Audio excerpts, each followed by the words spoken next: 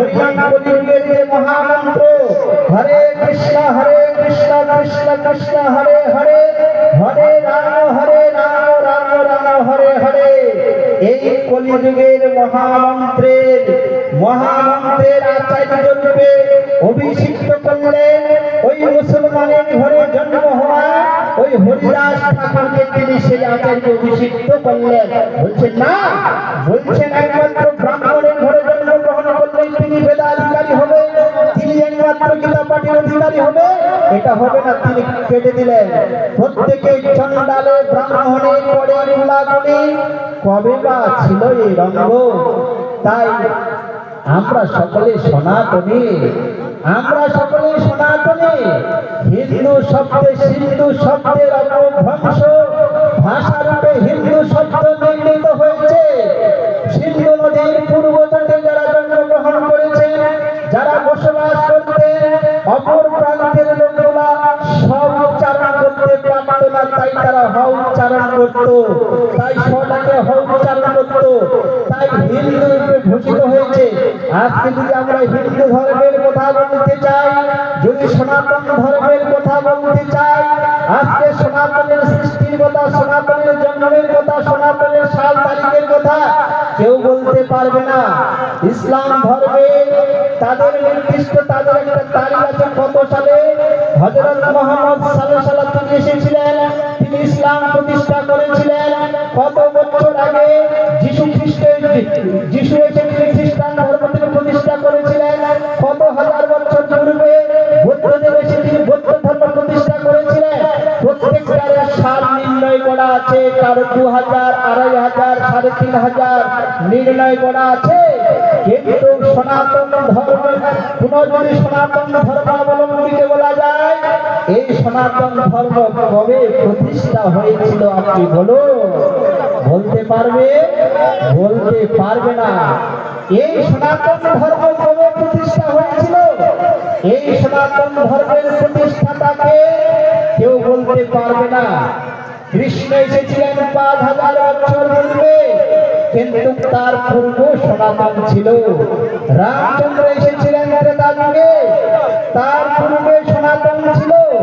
কৃষ্ণ এসেছিলেন দ্বাপর যুগে, তার পূর্বে সনাতন ছিল। সত্য যুগের পূর্ব সনাতন ছিল। তাই সনাতন মানে চিরন্তন, সনাতন মানে অক্ষয়, যার কোনো নিত্য নতুন, সেটি হচ্ছে সনাতন। আমরা যদি বলতে চাই সনাতন ধর্মের যদি আমরা পরম্পরা জানতে চাই, ব্রহ্মাকে সৃষ্টি করেছিলেন নারায়ণ, গর্ভদোষী নারায়ণের নাভি কমল থেকে ব্রহ্মার সৃষ্টি হয়েছিল।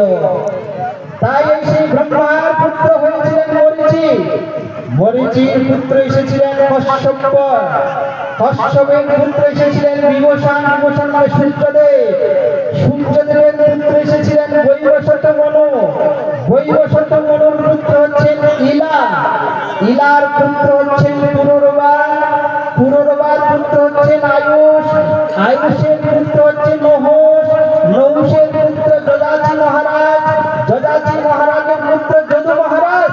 আর এই যদু বংশে ভগবান কৃষ্ণ এসেছিলেন। তার দেখুন কত লম্বা চওড়া পরম্পরা।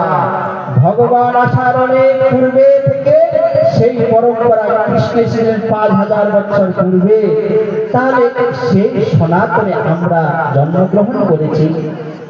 আমরা জাত পাত সমস্ত ভুলে গিয়ে আমাদেরকে সকলে একত্রিত হতে হবে, সকলে ঐক্যবদ্ধ হতে হবে। আমাদেরকে হিন্দু ধর্মে দীক্ষিত হতে হবে সনাতনকে বাঁচানোর জন্য। শুধু নিজে বাঁচানো, শুধু নিজে বাঁচার জন্য নয়, আমি নিজে বাঁচবো, অপরকে বাঁচানোর জন্য আমাকে দীক্ষিত হতে হবে। তাই আমাদের এই ভারতবর্ষ, এই ভারতবর্ষ হচ্ছে হিন্দু রাষ্ট্র বা হিন্দুদের একমাত্র, হিন্দুদের রাষ্ট্র হচ্ছে ভারতবর্ষ। আমরা যদি ইতিহাস আলোচনা করতে চাই, আমার বেশি সময় নেই, আমাকে 20 মিনিট বলেছে, তো আমার বেশি সময় নেই, অল্পক্ষণ বলবো। এই ভারতবর্ষ আমরা যদি তাদের এই ইতিহাস যদি আলোচনা করতে চাই, আজকে 200 বছর পূর্বে ব্রিটিশ তারা শাসন করেছিলেন, তারপরে মুঘলরা এসেছিলেন।